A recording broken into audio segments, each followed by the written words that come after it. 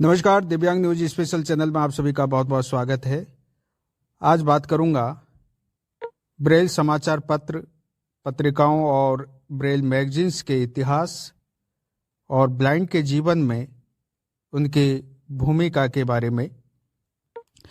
हालांकि ब्रेल समाचार पत्र पत्रिकाओं का इतिहास 100-125 साल पहले का है, लेकिन व्यक्तिगत रूप से भेजे जाने वाले पत्रों का इतिहास ब्रेल लिपि के इतिहास से जुड़ा हुआ है। जब ब्रेल लिपि का आविष्कार हुआ तो व्यक्तिगत रूप से सामाजिक तौर पर ब्रेल में पत्रों का आदान प्रदान शुरू हुआ, और इसका एक महत्वपूर्ण उदाहरण है लुई ब्रेल साहब के नाम से उन्हीं के जन्म स्थान पर बना एक म्यूजियम, जहां पर 3 लकड़ी के बॉक्स आज भी मौजूद हैं जिनका संबंध लुई ब्रेल साहब से था, और उन्हीं में वो पत्र जमा हैं, सुरक्षित हैं, जो लुई ब्रेल साहब के द्वारा दूसरे लोगों को भेजे जाने लगे। और लुई ब्रेल साहब को अन्य दृष्टिबाधित से जो पत्र प्राप्त होते थे वो सभी पत्र आज भी मौजूद हैं। लेकिन ब्रेल समाचार पत्र पत्रिकाओं का इतिहास की बात करें या उसके उदय की बात करें तो 1800 के अंत में इसकी शुरुआत मानी जाती है। कुछ ऐसे समाचार पत्र भी हैं जो आज भी निरंतर चल रहे हैं और दृष्टिबाधितों तक पहुंचते हैं हजारों की संख्या में, जिनका इतिहास लगभग 100 साल पुराना है। इसके अतिरिक्त कुछ ऐसे न्यूज़पेपर्स भी हैं जो नॉर्मल लोगों के लिए शुरू हुए, लेकिन अब इस दौर में उन्होंने ब्रेल संस्करण भी निकालना शुरू कर दिया और दूसरे देशों में ये शुरू हुआ है। भारत में तो मुझे सुनने को नहीं मिला, लेकिन इंग्लैंड और अमेरिका, इसके अतिरिक्त मिस्र, इन देशों में जो नॉर्मल समाचार पत्र हैं उन्होंने ब्रेल संस्करण भी निकालना शुरू किए हैं कुछ वर्षों में, और काफ़ी संस्करण उनके निकल चुके हैं। हजारों की संख्या में संस्करण उनके छपते हैं और ब्लाइंड तक पहुंचाए जाते हैं। तो इसलिए एक महत्वपूर्ण भूमिका उस समय इनकी रही है समाचार पत्रों की, जब टेलीविज़न भी नहीं था, ना रेडियो का आविष्कार हुआ था, और आविष्कार भी हुआ तो उसके बाद भी बहुत वक्त लगा पहुंचने में।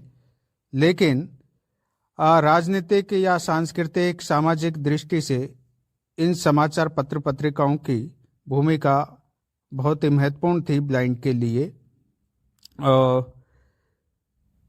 व्यक्तिगत रूप से भेजे जाने वाले पत्रों की बात करें तो मुझे ध्यान है कि 99 या 2001 तक मैंने भी नोट किया, मुझे भी कुछ पत्र प्राप्त होते थे मित्रों के, और मैं भी भेजा करता था। और मुझे याद है कि मेरे एक दोस्त जो अब इस दुनिया में नहीं है, उनको हृदयाघात हुआ और निधन हो गया। देवेंद्र बैरवा, जो कि दिल्ली में रहते थे, बहुत इंटेलिजेंट थे, हालांकि उनका कैरियर बाद में चौपट हो गया। उन्हें काफ़ी शौक था पत्र लिखने का, और काफ़ी साथियों को वो पत्र लिखा करते थे, और 1-2 पेजों में नहीं, 10-10, 12-12 पेजों में वो ब्रेल में पत्र भेजा करते थे। और मुझे भी छुट्टियों में काफ़ी पत्र मिलते थे। तो उस समय मोबाइल फ़ोन वगैरह नहीं थे, या तो एसटीडी से कॉल करना होता था। जो ग्रामीण क्षेत्र में रहते थे उनके पास ये सुविधा भी नहीं थी। तो ऐसे में एकमात्र संचार का माध्यम था ब्रेल पत्र, और उन्हीं से ही जानकारी एडमिशन से लेकर बाकी तमाम चीज़ों की ली जाती थी और हालचाल जाना जाता था। लेकिन न्यूज़पेपर जो होते थे वो ज़्यादातर संस्थाओं से ही निकलते थे, और मैंने बाहर के विषय में भी जो पढ़ा है, जो जानकारी प्राप्त की है, उससे भी ये पता लगता है कि ब्लाइंड संस्थाओं ने इन समाचार पत्रों को बढ़ावा दिया। वहीं से इनकी शुरुआत हुई है, ब्लाइंड के द्वारा ही इनकी शुरुआत की गई थी। सरकारी तौर पर इनको ना तो मदद मिलती थी, ना सरकार की इसमें कोई भूमिका होती थी। लेकिन ग्रांट जिन संस्थाओं को मिलती थी, उन संस्थाओं का व्यक्तिगत प्रयास था और इसमें एक बड़ा रोल जो अदा किया वो ब्लाइंड ने ही किया था। ऐसे समाचार पत्रों में नाम आता है ब्लाइंड एडवोकेट का, जो कि इंग्लैंड से शुरू हुआ और एक ब्लाइंड ट्रेड जो यूनियन थी उसके माध्यम से इसको काफ़ी बढ़ावा मिला। और इस समाचार पत्र की ताकत का अंदाज़ा इस बात से भी लगाया जा सकता है कि 1920 में जो आज तक का सबसे बड़ा ब्लाइंड का आंदोलन हुआ, पैदल मार्च जो हुआ था और इतिहास में दर्ज है, उससे पहले और उसके बाद आज तक इतना बड़ा आंदोलन नहीं हुआ। उसको खड़ा करने में ब्लाइंड को एकजुट एक मंच पर लाने का जो काम किया वो इसी समाचार पत्र ने किया था, ब्लाइंड एडवोकेट ने। और उसमें लगभग 8 से 9 हजार ब्लाइंड लंदन में इकट्ठा हो गए थे, जब ब्लाइंड की संख्या 35,000 थी इंग्लैंड में, ब्रिटेन में। और 35,000 में से 8-10 हजार ब्लाइंड लंदन में इकट्ठा हो गए थे। तो एक बड़ी भूमिका इस समाचार पत्र ने, जो ब्रेल में निकलता था, संस्थाओं तक पहुंचा, व्यक्तिगत रूप तक पहुंचा और ब्लाइंड को इस कार्य में लगा रखा था कि वो जो है अपने लेख और अपनी समस्याओं को और बाकी स्टोरी वगैरह, कविताएं ये लिखकर भेजते थे और वो फिर प्रकाशित होती थी। तो बड़ा रोल अदा किया था उस आंदोलन के लिए। और बाद में रोजगार से लेकर सांस्कृतिक दृष्टि से बड़ी भूमिका इस समाचार पत्र ने निभाई। इसके बाद एक और समाचार पत्र जो कि जापान से निकला, मैनिची। द मैनिची की भी एक हिस्ट्री है। 11 मई 1922 को ये शुरू हुआ और इसको शुरू करने वाला जो एक शिक्षक, वही इसका संपादक बना, जिनका नाम था क्यू नाकोमोरा ने इसे शुरू किया था। और वो ब्लाइंड शिक्षक थे एक स्कूल में, ब्लाइंड स्कूल में, और वहीं से इसकी शुरुआत हुई। और अनुदान पर जर्मन से एक ब्रेल प्रिंटर उन्होंने मंगाया और समाचार पत्रों की छपाई का कार्य ओसाका से शुरू हुआ, जो कि एक शहर या राज्य है जापान में। और ब्लाइंड की हिस्ट्री से जुड़ी हुई है इस राज्य से, ओसाका से। यहीं से इवामोटो भी है, जिन्होंने प्रशांत सागर को क्रॉस किया, उनका भी रिकॉर्ड है। और ब्लाइंड महिला वैज्ञानिक चिको असाकावा, जिन्होंने 20 के लगभग आविष्कार किए हैं ब्लाइंड के लिए, वो भी यहीं की रहने वाली थी। और इस समाचार पत्र का भी, मैनिची का भी इतिहास यहीं से जुड़ा हुआ है। तो एक काफ़ी नाम है इस राज्य का। ओसाका ब्रेल समाचार पत्र के नाम से उस समय शुरू हुआ था, जो कि मासिक समाचार पत्र था। उसके बाद में ये साप्ताहिक हो गया और आज भी प्रत्येक संडे को साप्ताहिक समाचार पत्र के रूप में इसके संस्करण छपते हैं और ब्लाइंड तक पहुंचते हैं।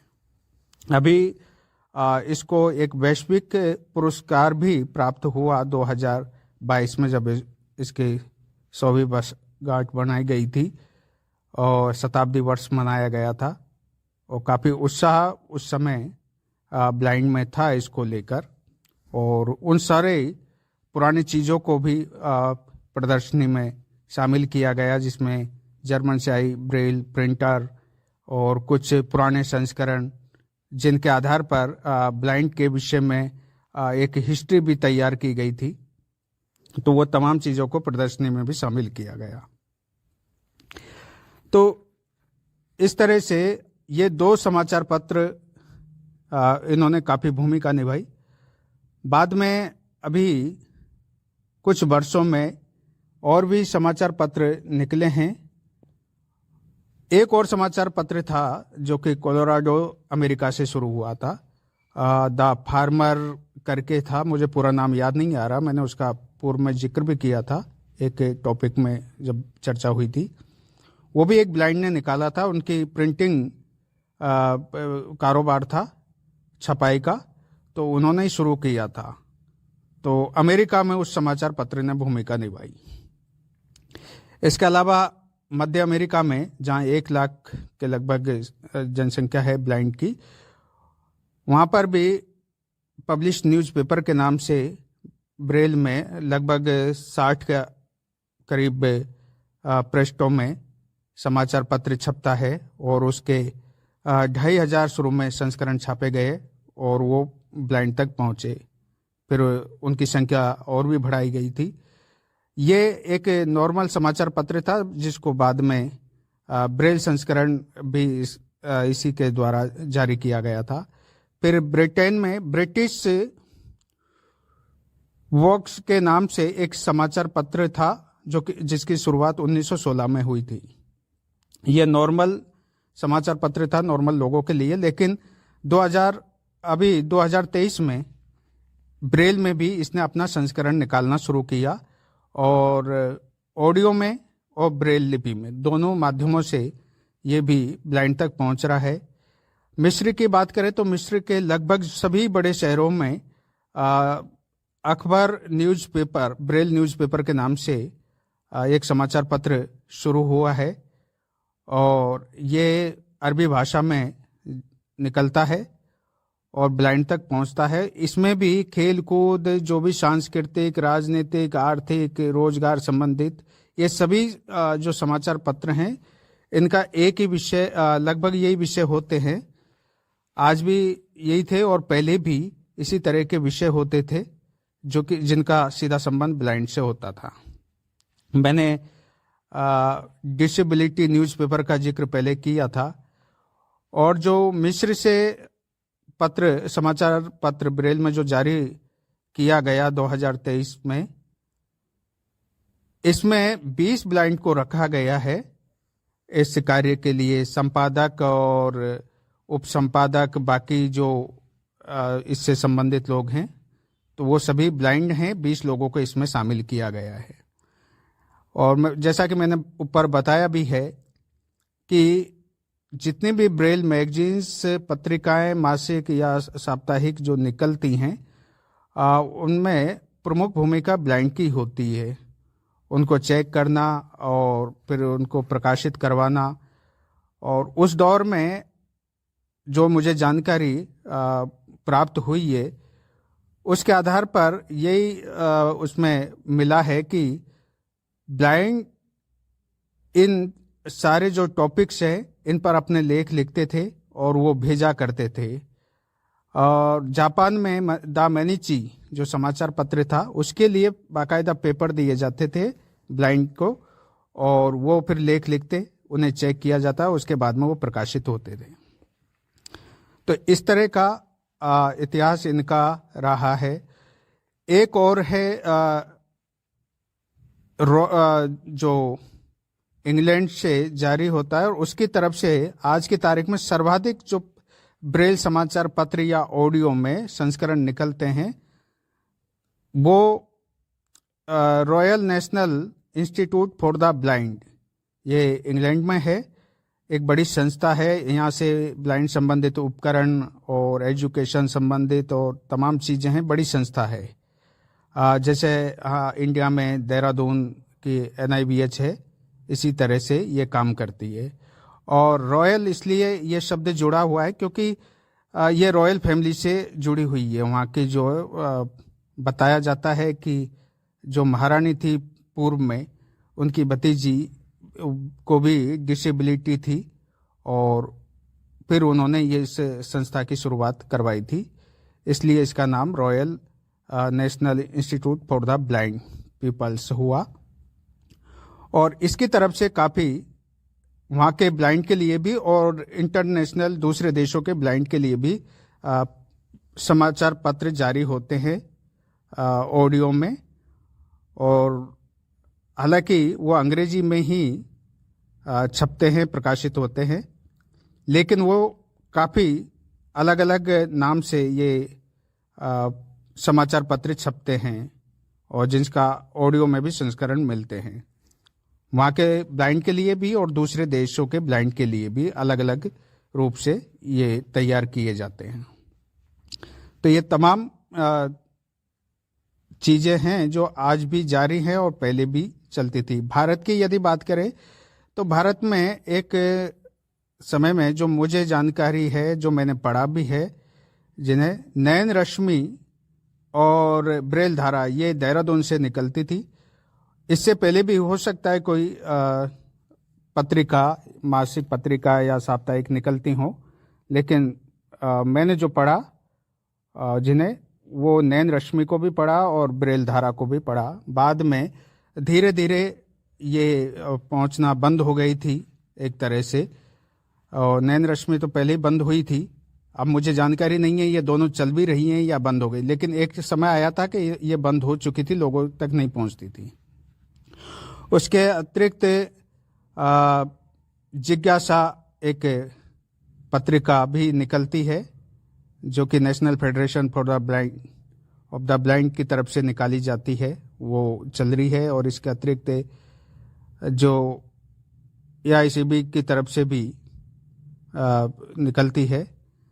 लेकिन मैंने देखा कि ज़्यादातर का जो मैटर है वो जो सामान्य न्यूज़पेपर्स है उसमें से लिया जाता है।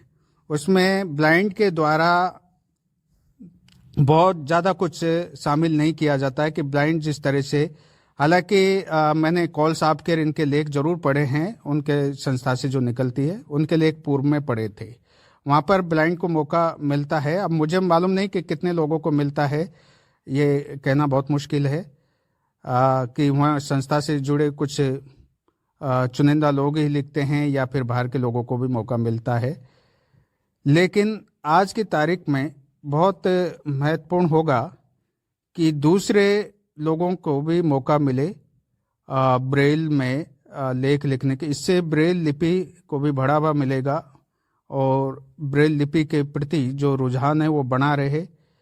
दूसरा, जितना आसान ब्रेल में किसी चीज़ को समझना होता है उतना ऑडियो में या बाकी चीज़ों में नहीं होता है। हम दो दो तीन तीन बार उसको चाहे रिपीट करके सुन ले, लेकिन ब्रेल में, ये मेरा व्यक्तिगत अनुभव भी है और शायद दूसरे लोगों का भी अनुभव यह होगा जो ब्रेल लिपि को यूज करते हैं आज भी।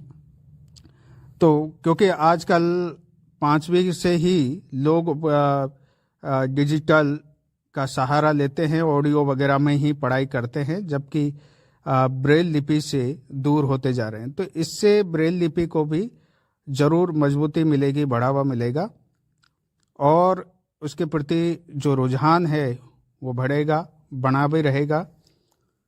तो ऐसा होना चाहिए। लेकिन कुछ जगह तो केवल कुछ लोग समाचार पत्रिकाएं छापते हैं, मैगजीन्स वगैरह, और बाहर से मैटर लाते हैं और वो चुनिंदा अपने ही लोगों तक पहुंचाते हैं। ये भी चल रहा है, इसमें कोई शक नहीं है। हमारे यहाँ भी ऐसा है कि वो छापते हैं और कुछ लोगों तक पहुंचाते हैं। उससे क्या है कि एक जो बैलेंस है वो बना कर रखना चाहते हैं, जो आर्थिक जो लाभ होता है। लेकिन कुछ ऐसी मैगजीन्स हैं जो निकाली जा रही हैं जो कि ज्ञानवर्धक भी हैं और उससे काफ़ी लाभ भी ब्लाइंड को हो रहा है और वो समय पर मिल भी जाती हैं मंथली, और ना कुछ रुपए उसका चार्ज होता है, 100-200 रुपये, जो कि कोई बड़ी राशि नहीं है, और उसमें बहुत महत्वपूर्ण चीज़ें वो भिजवा भी रहे हैं। लेकिन अच्छा ये होगा कि उसमें अन्य विषयों को भी शामिल किया जाए और जो ब्लाइंड हैं उन्हीं को मौका दिया जाए लिखने का, ताकि उनके जो अनुभव है उसका भी लाभ मिल सके और वो अपना जो एक कह सकते हैं टैलेंट है, प्रतिभा है, वो निखर कर बाहर आ सके। और भारत में प्रतिभाशाली छात्रों की या लोगों की कोई कमी नहीं है ब्लाइंड में, ये मैं भी मानता हूँ। ऐसा नहीं है कि दूसरे देशों में ही बहुत ज़्यादा प्रतिभाशाली लोग हों। हमारे देश में उससे भी कहीं ज़्यादा संघर्षशील ब्लाइंड हैं, लेकिन ज़रूरत है उनको मौका देने की। और विभिन्न विषयों पर हर क्षेत्र में लेख होने चाहिए, केवल एक ही विषय या एक ही टॉपिक पर सीमित नहीं रहना चाहिए। ब्रेल धारा और नयन रश्मि की मैं बात कर रहा था। मैंने जो पुराने किताबें थी, वो मैगजीन्स थी, वो भी मैंने पढ़ी थी और जो भी मुझे हाथ लगते थे मैं पढ़ता था, और उसमें जो राइटर होते थे उनके भी नाम दिए हुए होते थे, किसने वो लेख लिखा, और ताकि उनको भी एक सम्मान मिल सके, उनकी भी अपनी एक पहचान बनी रहे कि वो किस तरह से लिखते हैं, क्या है। तो वो सब चीज़ें हैं। तो मेरे ख्याल से ये मौका ब्लाइंड को मिलना चाहिए, और कुछ नया होना चाहिए, कुछ परिवर्तन होना चाहिए, क्योंकि न्यूज़पेपर्स में से उठाकर उसको शामिल कर देना कोई बड़ी चीज़ नहीं है इसमें, लेकिन व्यक्तिगत जो अनुभव है लोगों के, उनको शामिल करना चाहिए और लोग उन्हें साझा भी कर सकें, ताकि कुछ नई चीज़ें निकल कर आ सकें। और पुराने टाइम में ये चीज़ें थी, क्योंकि बहुत सारे संसाधन उपलब्ध नहीं थे, बहुत सारी सुविधाओं का अभाव भी था।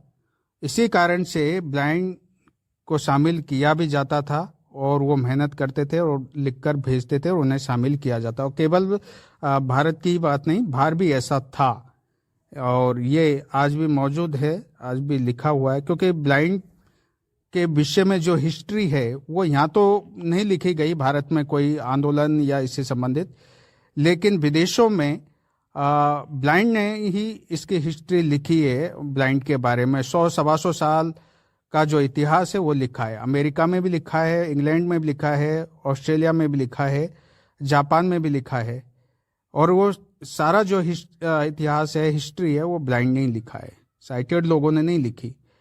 भारत में मुझे अभी तक तो कोई जानकारी नहीं है कि ब्लाइंड की कोई हिस्ट्री लिखी गई हो, और कुछ दूसरे लोगों ने कोई खास टॉपिक पर जरूर चर्चा की है, लिखा है थोड़ा बहुत, वो कोई विशेष टॉपिक पर ही उसकी चर्चा हुई है, डिसेबिलिटी को लेकर, जिसमें और भी लोग शामिल हैं।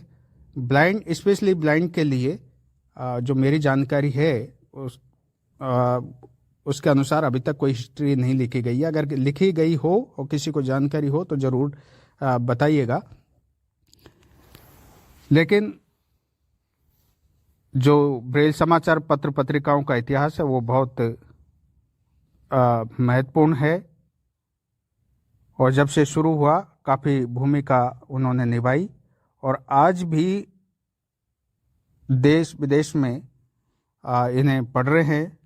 ब्रेल को आज भी यूज किया जा रहा है पढ़ने लिखने में, इतना कुछ परिवर्तन होने के बाद भी, डिजिटलीकरण होने के बाद भी। तो ब्रेल लिपि का स्तर जरूर कमज़ोर जरूर हुआ है, लेकिन जिन लोगों की रुचि है, जो आज भी ब्रेल लिपि को महत्व उसका समझते हैं, वो उसमें काम भी कर रहे हैं। Thank you. आज के लिए इतना ही, फिर मिलते हैं किसी दूसरे टॉपिक के साथ।